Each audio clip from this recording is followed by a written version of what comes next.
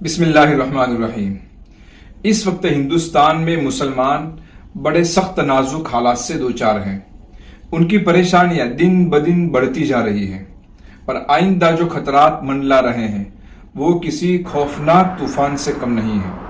جیسے موسم دیکھ کر اندازہ لگایا جاتا ہے کہ بڑا طوفان آنے والا ہے، اسی طرح ملک کے موجودہ حالات کو دیکھ کر یہ اندازہ لگانا مشکل نہیں ہے کہ کوئی خطرناک اور ہولناک طوفان آنے والا ہے۔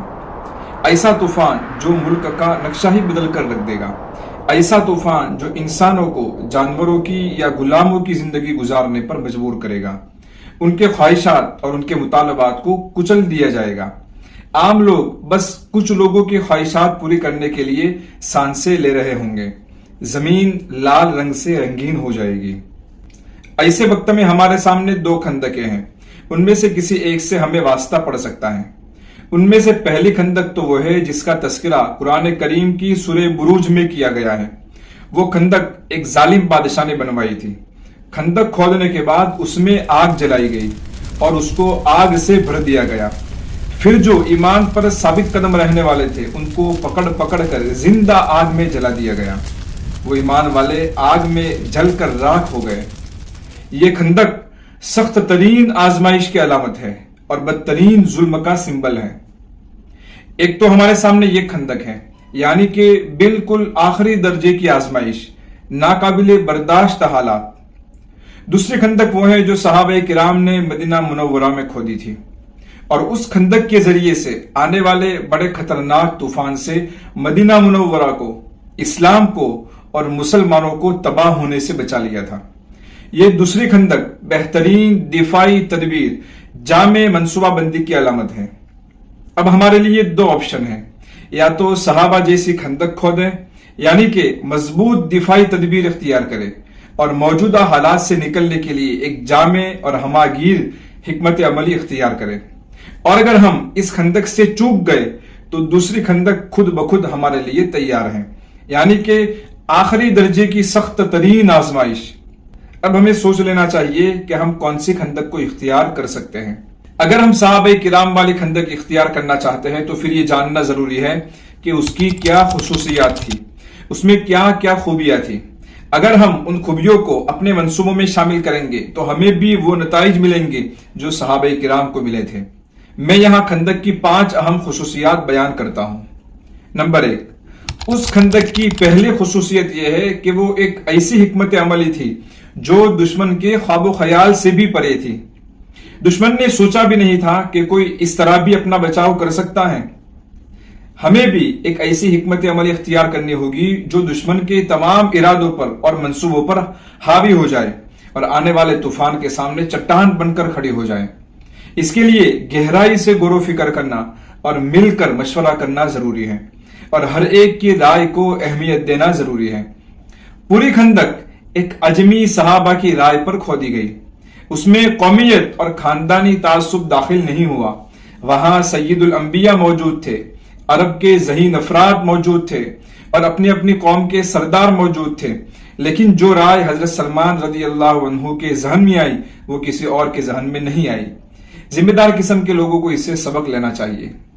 نمبر 2، خندق کی دوسری بڑی خوبی یہ تھی کہ اس میں تمام لوگ عملی طور پر شریک ہوئے تھے۔ ایسا نہیں تھا کہ مشورہ کرنے میں سب حاضر تھے اور جب محنت کا وقت آیا تو سب غائب ہو گئے، نہیں، بلکہ تمام لوگ ایک ساتھ عملی طور پر اس میں شریک تھے۔ چھوٹے بڑے، جوان بوڑھے، قوم کے سردار اور عوام، یہاں تک کہ خود رسول اللہ صلی اللہ علیہ وسلم بھی عملی طور پر اس میں شریک تھے۔ تو خندق کی دوسری خوبی یہ تھی کہ سب کے سب عملی میدان میں سرگرم تھے۔ ابھی رمضان کے مہینے میں مساجد بھری ہوئی ہوتی ہیں۔ یہ اچھا وقت ہے تمام لوگوں کو سرگرمیوں میں شامل کرنے کے لیے۔ اسلام کی تاریخ میں رمضان میں بڑی بڑی جنگیں ہوئی ہیں، اس لیے رمضان کو اجتماعی، قومی اور سیاسی کاموں کے لیے بھی استعمال کرنا چاہیے۔ نمبر 3، خندق کی تیسری خوبی یہ تھی کہ اس میں لوگوں نے حد سے زیادہ تھکانے والا کام کیا تھا۔